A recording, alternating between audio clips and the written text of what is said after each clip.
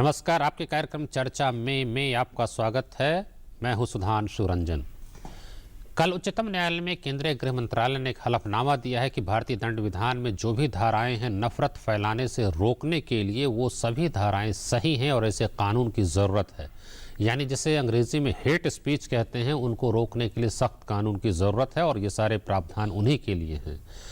दरअसल भारतीय जनता पार्टी के ही नेता सुब्रमण्यम स्वामी ने एक याचिका दायर की थी जिसमें ये मांग की थी उन्होंने कि ये सारे प्रावधान जो हैं वो अभिव्यक्ति की आज़ादी के मौलिक अधिकार का हनन करते हैं, क्योंकि कोई भी व्यक्ति अपनी बात सही तरीके से रख नहीं पाता है, कोई स्वस्थ बहस नहीं हो पाती है, क्योंकि जो प्रावधान है भारतीय दंड विधान में 153 धारा 153 ए, धारा 153 बी, 292, 295 ए, कई उसमें धाराएं हैं जिनमें कहा जाता है कि जहां धर्म है, जाति है, लिंग है या जन्म स्थान है, इस नाम पर किसी तरह की आप कोई टिप्पणी करते हैं जिससे उसकी भावना आहत होती है, चाहे वो लिखित हो या बोल करके आप कर रहे हो, तो समाज में वैमनस्यता फैलती है, इससे अशांति फैलती है और इस तरह से समाज में अराजकता आती है और इसीलिए इसकी आज़ादी नहीं दी जा सकती है। यानी अभिव्यक्ति की स्वतंत्रता का ये अर्थ नहीं है कि आप ऐसी भाषा बोलें, ऐसी कोई बात लिखें जिससे कि दो समुदायों के बीच कटुता पैदा हो, वैमनस्यता पैदा हो, और इसलिए सरकार का कहना है कि ये धाराएं बिल्कुल सही है। और ये भी कहा है कि सुब्रमण्यम स्वामी के ऊपर भी मुकदमा चलाया जा सकता है, क्योंकि उन्होंने जो एक पुस्तक लिखी है उसमें दो संप्रदायों के बीच कटुता पड़ती है। आज हम इसी पर बहस करेंगे कि क्या ये सारे प्रावधान जो हैं उनका रहना सही है। वैसे तो सुप्रीम कोर्ट का अंतिम निर्णय आएगा, लेकिन आज हम इस पर चर्चा करें। इस बहस में शामिल हैं नकुल नायक, जो कि नेशनल यूनिवर्सिटी द्वारका में रिसर्च फेलो हैं। वहाँ एक centre for communication and governance है, उसी में वो रिसर्च फेलो हैं। हमारे साथ मोहम्मद अली ख़ान हैं जो कि अधिवक्ता हैं और कांग्रेस के प्रवक्ता भी हैं। हमारे साथ जो है वो हरविंदर कौर चौधरी हैं, अधिवक्ता हैं, और भी एक उन्होंने जनहित याचिका दायर की है उच्चतम न्यायालय में, जिसमें सरदारों के ऊपर जो मजाक किए जाते हैं, जो लतीफ़े बनाए जाते हैं, उन पर रोक लगाने की मांग की है। और वो अभी जो है उच्चतम न्यायालय ने अपने विचार के लिए उसको स्वीकार कर लिया, यानी एडमिट हो गया। और हमारे साथ भारतीय जनता पार्टी के सांसद विजय गोयल हैं। आप सबका स्वागत है इस कार्यक्रम में। सबसे पहले मोहम्मद अली ख़ान, आप बताएं कि आपका यानी आपकी पार्टी का क्या पक्ष है। कल जो सुप्रीम कोर्ट में हलफनामा दायर किया गया है, ये कहा गया है कि ये सारे प्रावधान सही हैं, और अपनी ही पार्टी के एक नेता के बारे में भी कहा कि उन पर मुकदमा चल सकता है। एक खास परिप्रेक्ष्य में ये हलफनामा आया है। चारों तरफ बात हो रही है कि लोग बयानबाजी करते हैं, उससे अशांति फैलती है, दुर्भावना फैलती है। आप क्या कहेंगे? देखिए, ये सब जो प्रावधान है ये कुछ सोच समझ के ही हमारे लेजिस्लेटर्स ने इन्हें इनैक्ट किया था, और जहाँ तक कि ये प्रावधान हैं और इनका जहाँ तक दुरुपयोग नहीं होता है, हम इनके पक्ष में हैं। हम मानते हैं दुरुपयोग नहीं होता, ये कहाँ से गारंटी दी जाएगी? दुरुपयोग की मिसाल अगर आप मुझसे मांग रहे हैं तो रंजन साहब, मैं ये बोलूँगा कि क्रिमिनल डेफेमेशन जो है, देखिए हमारी पार्टी ने हमारे नेताजी राहुल जी ने एक मुकदमा दायर किया था सुप्रीम कोर्ट में, जिसके बारे में आपको भी पता होगा, जिसमें उन्होंने क्रिमिनल डेफेमेशन के खिलाफ, अरविंद केजरीवाल भी हैं, राहुल गांधी भी है, सबने कहा है कि मैं अपनी बात जो है अपराध न माना जाए, इसको हम सिविल रॉन्ग के तहत रखते हैं। बिल्कुल सही। तो जहाँ तक दुरुपयोग होता है बस उसके खिलाफ है। बाकी हद तक हम बिल्कुल फेवर में है कि हेट स्पीच के खिलाफ यानी सरकार ने जो हलफनामा दिया है उससे सहमत है? बिल्कुल सहमत। आप सहमत हैं और आप मानते हैं कि सही कदम है? और बिल्कुल सही कदम है ये। और हम कहते हैं कि देखिए, जो भी आपने बड़ा अच्छा शब्द इस्तेमाल किया, अशांति, कुछ लोगों के जो इरादे होते हैं, जिस उद्देश्य से कुछ लोग बातें फैलाते हैं, अगर उनका उद्देश्य है कि अशांति फैलाएं, सांप्रदायिकता फैलाएं, तो हम मानते हैं कि इसी वजह से तो ये कानून बने हैं, इसलिए तो इनका इस्तेमाल होना चाहिए, इनका क्रियान्वयन होना चाहिए। तो हम तो इसके पक्ष में हैं कि लेकिन वही तो बात है, वही दुरुपयोग होता है ना। आप किसी के ऊपर अशांति की क्या परिभाषा है? अब ये जो है, जैसे जो आईटी जो है, जो सूचना प्रौद्योगिकी कानून की धारा 66 जो 66A को जो रद्द किया गया, उसमें क्या था, क्या भाई कोई ऐसा दूसरों की भावना को ऑफेंसिव, अब उसकी कोई परिभाषा नहीं है। तो यहाँ भी हेट स्पीच है, हेट स्पीच की क्या परिभाषा है? कोई परिभाषा तो है नहीं, आप जिसके विरुद्ध चाहे वो कर दें। देखिए, जैसे आपने कानून एक बार बना दिया, और कानून जब बनाते हैं आप उम्मीद रखते हैं कि जब वो उसका इस्तेमाल होगा हकीकत में और आने वाले दिनों में, तो उसका बोनाफाइड तरीके से, यानी अच्छे तरीके से उसका इस्तेमाल होगा।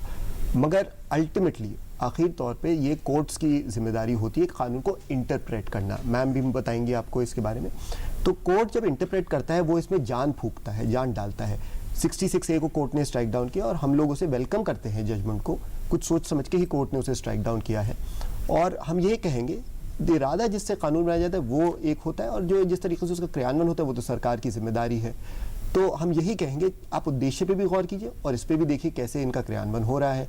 अगर क्रियान्वयन सही नहीं हो रहा है तो देखिए क्या रिव्यू करना चाहिए, क्या बदलाव लाने चाहिए। क्रियान्वयन आप मानते सही हो रहा है अभी? मैं कहूँ ये तो केस टू केस देखना पड़ेगा। अगर आप मुझे उदाहरण देते हैं, मिसाल देते हैं, नहीं कि एक छोटे से बहस में सारी बात करें, लेकिन एक जो है कहा जाए कि औसत अगर आप माने कि हाँ अलग अलग मामलों को देखने के बाद क्या इन कानूनों की अभी आवश्यकता है? मैं मानता हूँ जी बिल्कुल, खास तौर से आजकल के माहौल में बिल्कुल आवश्यकता है। मगर अगर आप पूछें कि क्या इनका बाय एंड लार्ज सही इस्तेमाल हो रहा है, उसके लिए तो मेरा कहना मुश्किल होगा, क्योंकि अलग अलग केसेस में अलग अलग बातें हैं। कुछ केसेस जो है कोर्टों के सामने हैं, जज सुनवाई कर रहे हैं, तो अभी उचित नहीं होगा बोलने। हाँ विजय भाई, आप बताएं क्या आप मानते हैं कि एक हलफनामा आया है जो आपकी सरकार ने दिया है, लेकिन ये कहा जा रहा है और जो किशोर स्वामी भी कह रहे हैं कि फिर तो कोई बहस तो हो ही नहीं पाएगी, और ये सरकार ने एक हलफनामा दे दिया, जबकि नोटिस जो केंद्र सरकार को भेजा था अदालत ने वो ये था कि भाई ये इन धाराओं की संवैधानिकता पर प्रश्न चिन्ह लगा था। और आपका क्या पक्ष है? आपने उनकी एक किताब का हवाला दे दी, किताब के बारे में उसमें सवाल भी नहीं उठाए गए थे, तो आप अपनी ही पार्टी के नेता को अपने कटघरे में खड़ा करके ये जो बहस हो रही है जी, ये कोई मेरी पार्टी के नेता के बारे में नहीं है और ना ये सुनिए बात को जी। अभी हम जो बहस कर रहे हैं वो कर रहे हैं आर्टिकल 19A और 153A आईपीसी का, उसके ऊपर हम ज्यादा चर्चा कर रहे हैं। संविधान के निर्माताओं ने जब आर्टिकल 19A की बनाया और उसके अंदर freedom of speech and expression की बात की, तब वो अब्सोल्यूट नहीं था। उसके साथ उन्होंने ये बाकायदा शर्तें रखी थी, कंडीशंस लगाई थी कि भाई कोई भी ऐसी बात नहीं करेगा जिससे भारत की समग्रता और अखंडता की बात हो, देश की सुरक्षा की बात हो, विदेशों के साथ दोस्ताना की बात हो, इसके बात हो। तो जाहिर तौर पर हेट स्पीच का मतलब यही है कि जिन भी चीजों से ये सब चीजें आहत होती हैं तो जाहिर तौर पर फिर 153A जो है वो लागू होगा। और हमारी सरकार ने ये सही तरह से स्पष्ट कर दिया है सुप्रीम कोर्ट के अंदर, न्यायालय के अंदर, कि भाई हमारे यहाँ हेट स्पीच का कोई स्थान नहीं है। तो इसीलिए इसको आप जब देखेंगे कि विचारों की अभिव्यक्ति को देखेंगे तो विचारों की अभिव्यक्ति रिस्ट्रिक्शंस भी साथ लेकर आती है।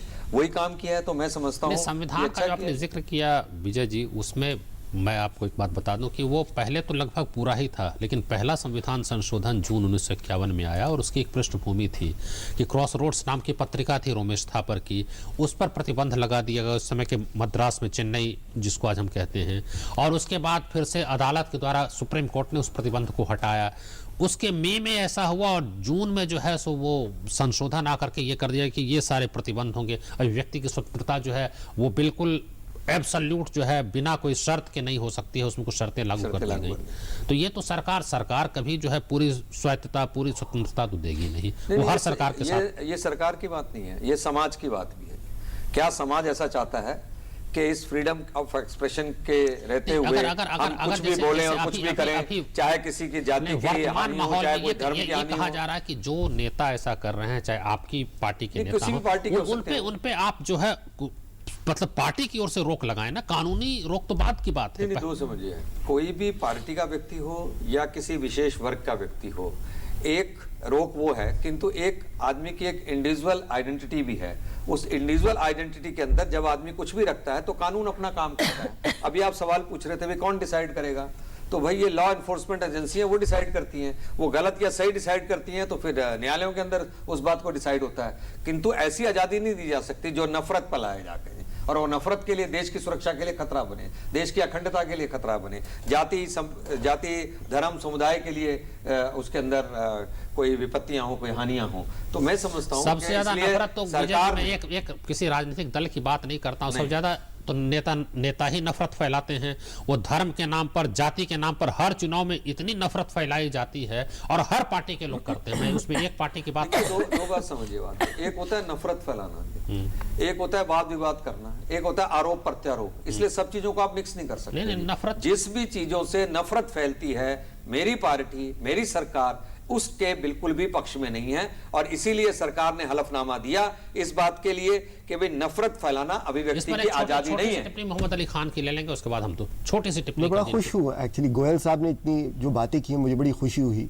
काश इनके पार्टी लीडर और हमारे प्रधानमंत्री ने भी ये सेंटिमेंट्स एक्सप्रेस किए होते हैं। इतने तो हमेशा यही कहते हैं, सबका साथ सबका विकास। मगर गोयल साहब इतने प्यार से नहीं समझाया जितने प्यार से आपने, जितने अच्छे से आपने समझाया। कभी आइए ना हमारे और हमें उम्मीद है, हम अभी भी पूछिए बीजेपी के विजय गोयल की क्या उम्मीद रख रहे हैं, हम अभी भी वही है जो मेरे नेता मुझे सिखाते हैं। गोयल साहब, हमें इससे ज्यादा खुशी तब होगी जब प्रधानमंत्री साहब भी आके वही जो आपने अल्फाज बोले वो आके वो बयान करें। आपने बहुत अच्छी बात बोली, तो स्पष्ट रूप से कहा, पर हर छोटी चीज के लिए आप प्रधानमंत्री की एक्सप्लेनेशन लेते रहेंगे वो भी ठीक नहीं है। आप ये समझिए। और एक और बात समझ लीजिए, हर सरकार के अंदर और हर समय के अंदर इस तरह की चीजें होती हैं, आती हैं, ये तो क्योंकि इतना बड़ा समाज, इतने बड़े सोसाइटी, 150 करोड़ का देश है ये। फिर जिम्मेदारी तो आपकी है। देखिए आप, तो हमारी जिम्मेदारी है, इसीलिए सुप्रीम कोर्ट में बिना लाग लपेट के ये हलफनामा दिया गया। आपने इतनी अच्छी बात बोली अभी कि जो ऐसे सेंटिमेंट्स होते हैं जिससे नफरत फैलाई जाए उसके खिलाफ तो रोक होना ही चाहिए। बिल्कुल सही कहा आपने। और इसके साथ मैं आई एम श्योर हर हिंदुस्तानी आपके साथ 100% एग्री करेगा। मैं चाहता हूं कि सरकार की तरफ से भी ऐसा ही एक स्ट्रॉन्ग कंडेमनेशन और क्यों ना एक हेट स्पीच लॉ के फॉर्म में आए। सरकार की तरफ से हेट नहीं, कई मंत्रियों ने बयान दिए इंक्लूडिंग प्राइम मिनिस्टर आल्सो लेके आए। अच्छा, नहीं, अब आप नए कानून चाहते हैं, हम जरा नकुल नायक से सुन ले कि आप तो इस विषय पे काम कर रहे हैं कि हेट स्पीच और हेट लॉ, ये तमाम तरह की चीजें, कहते हैं कि ऐसे ही कानून तो बहुत ज्यादा हैं। अब और कितने कानून है? सवाल है कि कानून बहुत है, कानून को लागू करना जो है वो उस पर सवाल उठता है। कहता है ज्यादा कानून न्याय कम, ये होता है, जितना ही ज्यादा कानून होगा न्याय उतना ही कम होगा। आपका क्या मानना है कि जितने कानून हैं भारतीय दंड विधान में, उसके अलावा रिप्रेजेंटेशन ऑफ वीमेन, उसमें कहते हैं इंडिसेंट रिप्रेजेंटेशन, महिलाओं को इस तरह से प्रस्तुत करना जो बड़ा ही अभद्र है वो है, या फिर कहते हैं कि अनुसूचित जाति जनजाति के बारे में कोई सी टिप्पणी कर देना वो भी एक कानून है। बहुत तरह के कानूनों पर सवाल उठते हैं कि अभिव्यक्ति की स्वतंत्रता जो कि मौलिक अधिकार है उसको बाधित करने वाली कानून है। आप क्या मानते हैं? हाँ सर, एक्चुअली अभी कानून तो बहुत सारे हैं, जैसे आईपीसी में ही 5 सेक्शन है, फिर सिनेमा लॉज में भी है, फिर indecent representation of women act भी है। तो ऐसे कानून तो बहुत सारे, लेकिन उसका जो एग्जीक्यूशन है गवर्नमेंट के ओर से उसमें थोड़ा अब्यूज है अभी। तो फिर गवर्नमेंट कुछ ज़्यादा ही, आप कह रहे हैं क्या दुरुपयोग है? तो उसमें गवर्नमेंट को खुद को रेगुलेट करना चाहिए, देखना चाहिए कानून को ज़्यादा भी समाज के ऊपर ऐसे नहीं लगवाना चाहिए कि नफरत एक चीज़ है, लेकिन उस नफरत से जब लोग घायल होते हैं तभी नियम लगाना चाहिए, तभी कानून से एक्ट करना चाहिए। लेकिन जब नफरत सिर्फ स्पीच की ओर से है तो वो आर्टिकल 19(1)(a) जैसे गोयल साहब ने बोला था, तो वो प्रोटेक्टेड है कॉन्स्टिट्यूशन के अंदर। नहीं तो आप क्या, जितने कानून है वो पर्याप्त हैं, आप ये मानते हैं? पर्याप्त, बहुत सारे कानून हैं और आगे बनाने की जरूरत नहीं, और आगे बनाने की बिल्कुल जरूरत नहीं है। हाँ, हरविंदर, आपसे जानना चाहेंगे कि आपने जो PIL किया उसमें यह है कि सांटा बांटा के जो चुटकुले होते हैं, लतीफे होते हैं, उस पर आपने प्रतिबंध की मांग की है। सरदारों का मजाक उड़ाया जाता है। अब ये पूरी तरह से जो कहा जाए कि नफरत फैलाने वाली बात तो नहीं, लेकिन हाँ उनका मजाक उड़ाया जाता है। एक मतलब कहा जाए कि कुछ हद तक वो माना जा सकता है कि एक संप्रदाय का मजाक उड़ाना, वो नफरत की बात नहीं, लेकिन हाँ मजाक उड़ाया जाता है। तो आपने जो केस किया है उसके बारे में थोड़ा सा बताएं। देखिए, ये बहुत सालों तक हम लोग टॉलरेट करते चले जा रहे हैं, सहन करते चले जा रहे हैं। ये संता बनता जोक्स हैं, बहुत सारी ऐसी वेबसाइट्स हैं। पहले रिडिक्यूल थोड़ा कम होगा लेवल, लेकिन अब तो आम रोज़मर्रा की ज़िंदगी में ये इस तरह की इमेज बना दी गई सरदारों की कि जो बेवकूफ़ है, मूर्ख है। अगर हमसे कोई गलती हो जाए सरदारों से तो वो इसलिए हो गई क्योंकि वो 12 बजे कुछ उसका ऐसा हो जाता है कि उसका दिमाग काम करना बंद हो जाता है। तो एक ये ऐसी चीज़ है। और जो छोटे बच्चे केस रखते हैं उनकी पगड़ी उछाल देते हैं, बच्चे दूसरे बच्चे इतने बुली करते हैं कि सरदार की जूड़ी के 12 बज गए। ये इतना दर्दनाक है कि बच्चों की, देखिए 2 तरह के फैक्टर होते हैं पॉजिटिव और नेगेटिव पर्सनालिटी बनाने के लिए। आप कोई बच्चा रेस में फर्स्ट आता है तो उसको इनाम देते हैं। हम लोग तो ऑलरेडी अच्छे सिटीजन बने हुए हैं, तो वो जब इनाम देते हैं और अगर आप उसकी आलोचना करेंगे तो बच्चा एक नेगेटिव पर्सनालिटी बनेगा। आप कह रहे हैं कि ये लतीफे, हरविंदर पहले मेरा सवाल सुन लीजिए कि ये जो लतीफे हैं ये अभी जो आईपीसी के प्रावधान हैं या और भी उसके तहत ये नहीं, ये कवर होते हैं? नहीं, बिल्कुल कवर होते हैं। अभी अमेरिकन सुप्रीम कोर्ट ने कहा कि रेसिज्म वर्ड को डिफाइन करने के लिए ऑक्सफोर्ड यूनिवर्सिटी फेल हो गई है। तो आई एम सेइंग कि ये जो चुटकुले हैं, इस तरह का फुलिशनेस का एनवायरनमेंट हमारा बनाते हैं कि वो रेसिज्म में कन्वर्ट होता है, और ये रेसिज्म ही है। इस तरह के जो चुटकुले हैं, इस तरह के जो एनवायरनमेंट बनता है, आप सोचिए एक आम इंसान जो है रोज़मर्रा की ज़िंदगी ही नहीं जी पा रहा है। हम लोग देखिए ना, ये देखिए किस तरह के मैसेजेस मुझे आ रहे हैं, 15-20 हज़ार मैसेजेस मुझे आ चुके हैं परसों से, और वो सिख कह रहे हैं जी ये इस तरह के जो जोक्स हैं, हमें अजीब अजीब जोक्स हैं कि नेपोलियन ने कहा एक सरदार को कि मेरी डिक्शनरी में इम्पॉसिबल वर्ड नहीं है, तो सरदार ने कहा कि ऐसी डिक्शनरी लाओ जिसमें सारे वर्ड्स हों। फिर एक सरदार की माँ ने कहा कि तू जलंधर जब गया तो 1 दिन लगा, आते हुए 4 दिन लगे, ऐसा क्यों? तो सरदार ने कहा कि जाने के लिए 4 गियर बने हैं और आने के लिए एक ही गियर है। ही उसका कहने का मतलब ये था, जोक में ये समझाया गया है कि सरदार इतना बेवकूफ और मूर्ख था कि आते हुए वो रिवर्स गियर में आया। अब ये एक लाइटली अगर लिया जाए, देखिए अगर लाइटली लिया जाए तो इट इज नथिंग, लेकिन जब अगर मेरे को टारगेट किया जाए, जैसे मेरे से अभी एक घटना हो गई सुप्रीम कोर्ट बार एसोसिएशन में, 376 का सीरियस ऑफेंस है, एक महिला हूं मैं, 2 सरदार वकील हैं जो वो पहन के बैठे हैं, पगड़ी पहन के बैठे हैं, और बलात्कार का केस मुझे बहस करनी, हम लोग सोच रहे हैं उसके बारे में, और एक वकील कहीं से आ जाते हैं, वकील साहब, और वो कहते हैं कि मैंने पूछा कि भाई कौन सा अमेंडमेंट हुआ है, जरा वो मुझे अमेंडमेंट बता दो 376E में। तो कहते हैं आप तो बज गए ना 12, और वाकई उस टाइम 12 बजे घड़ी में, और उसने बोला कि 12 बज गए, अरे आप तो ट्यूबलाइट है, आपको तो समझ ही नहीं आता, इतनी देर हो गई अमेंडमेंट का। अरे ये तो किसी से भी गलती हो सकती है, दिमाग से स्लिप हो सकता है। ये रोजमर्रा की जो जिंदगी है, इससे क्या है, हम लोग इसको रिडिक्यूल नहीं मान रहे, हम इसे नफरत मान रहे हैं। बाहर के देशों में जब हमारे स्टूडेंट्स बाहर पढ़ने जाते हैं तो उनको इस तरह से पगड़ी के नाम पर, सरदार शब्द के नाम पर, क्योंकि जैसे ही वेबसाइट आती है, PIL, क्योंकि आप इसी पे केस कर देती 153, 153A, 292। ऐसा एक केस हुआ था, संता बंता साइट्स पर हुआ था, और FIR भी लॉन्च हुई, लेकिन बाद वो खत्म हो गया। हमारा मकसद है कि इस तरह का एनवायरनमेंट ये चेंज हो, एक क्रिएटिविटी। देखिए ये 2 तरह के फैक्टर्स हैं, मोटिवेटिंग फैक्टर्स और डीमोटिवेटिंग फैक्टर्स। ये डीमोटिवेटिंग फैक्टर्स हैं, दे डोंट, ये इससे एक अच्छी पॉजिटिव पर्सनालिटी नहीं बन रही है, और अगर पॉजिटिव पर्सनालिटी नहीं होगी तो नेगेटिव समाज बनेगा। चाह रहे थे, बताएं।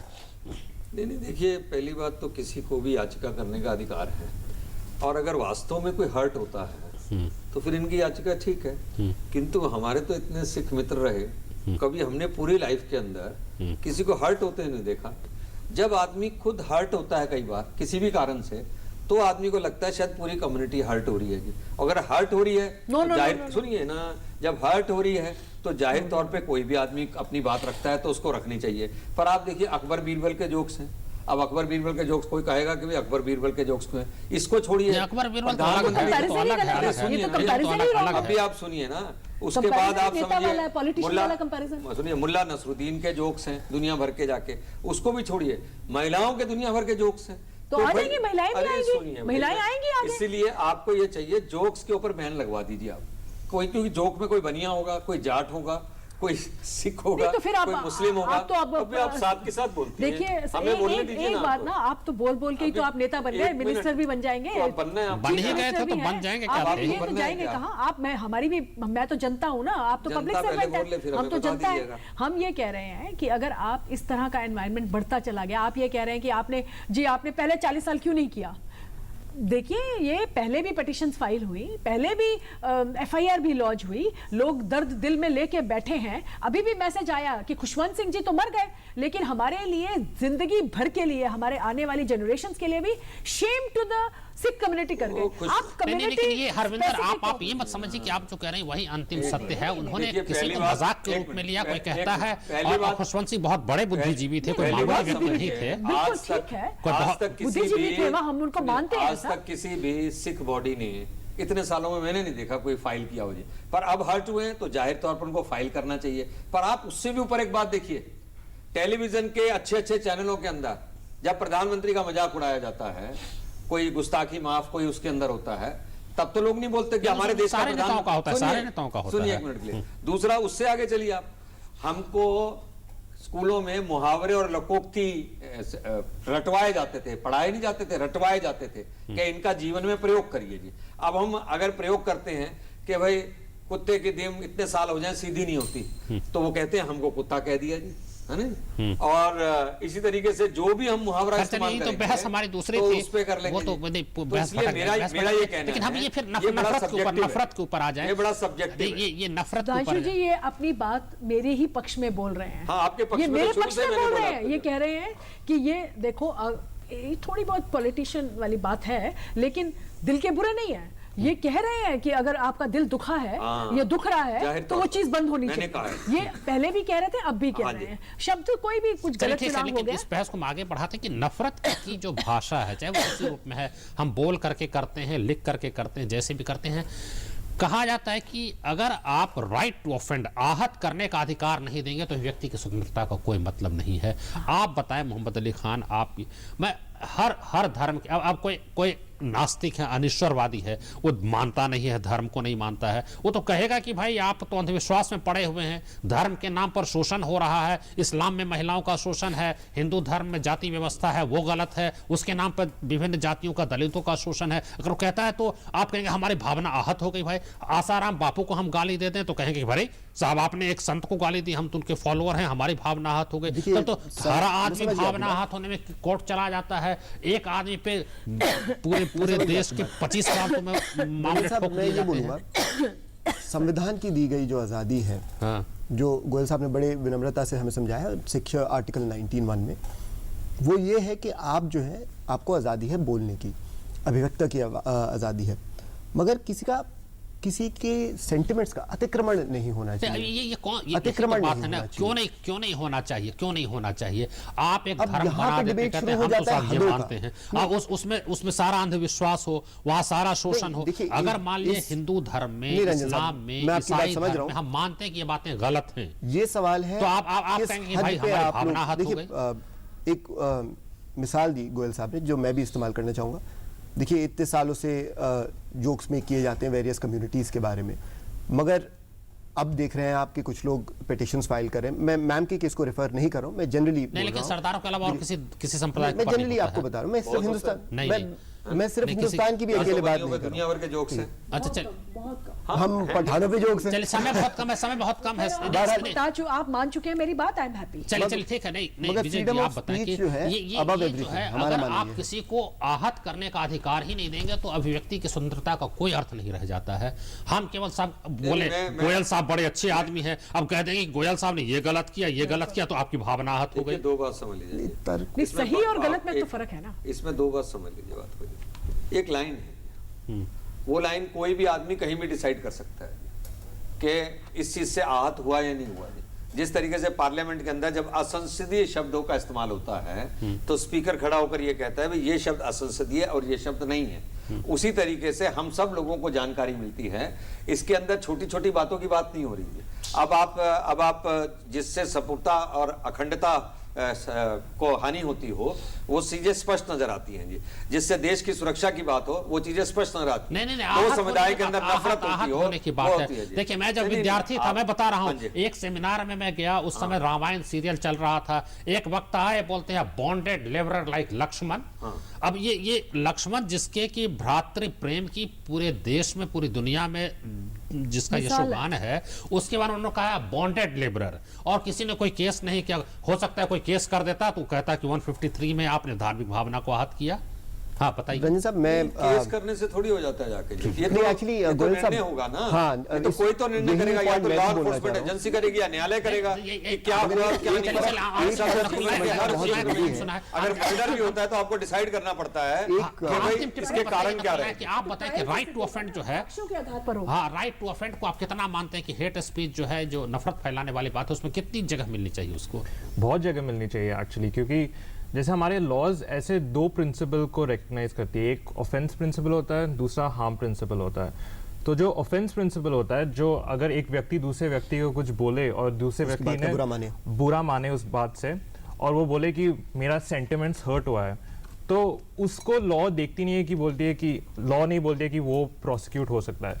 लेकिन जो हार्म प्रिंसिपल होती है, जैसे अगर मैंने आपको कुछ बोला और उसके वजह से आपने मेरे को मारा या किसी और ने आपको मारा है, फिर उससे क्योंकि कॉन्डक्ट पे ज्यादा है, क्योंकि किसी ने आपको एक्चुअली मारा है, एक्ट हुआ है मेरे स्पीच के वजह से, जी। तो उससे तो वो प्रोसिक्यूट हो सकता है। समय नहीं है। मैं बस एक आखिरी चीज कहना चाहता हूँ रंजन साहब। समय नहीं है।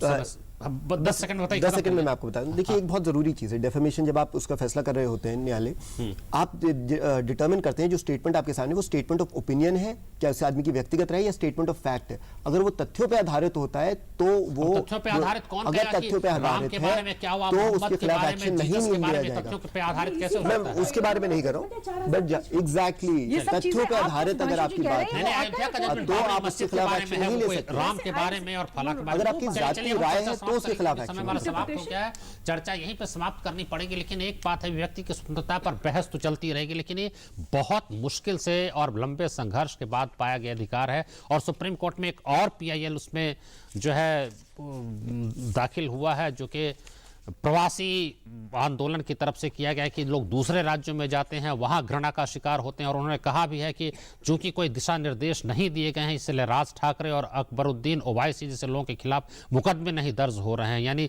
अदालत ने भी चिंता जाहिर की कि इस तरह के लोग हैं, समाज में विद्वेष घृणा फैलाते हैं और उन पर कोई कार्रवाई नहीं हो पाती। इसलिए जहां कानून की जरूरत है वह यही भी समझने की जरूरत है कि एक स्वस्थ आलोचना का अधिकार जो है उससे खंडित नहीं होना चाहिए। आप अपने सुझाव और प्रतिक्रिया में भेज सकते हैं। आपने हमारा ये कार्यक्रम देखा, आपका बहुत धन्यवाद।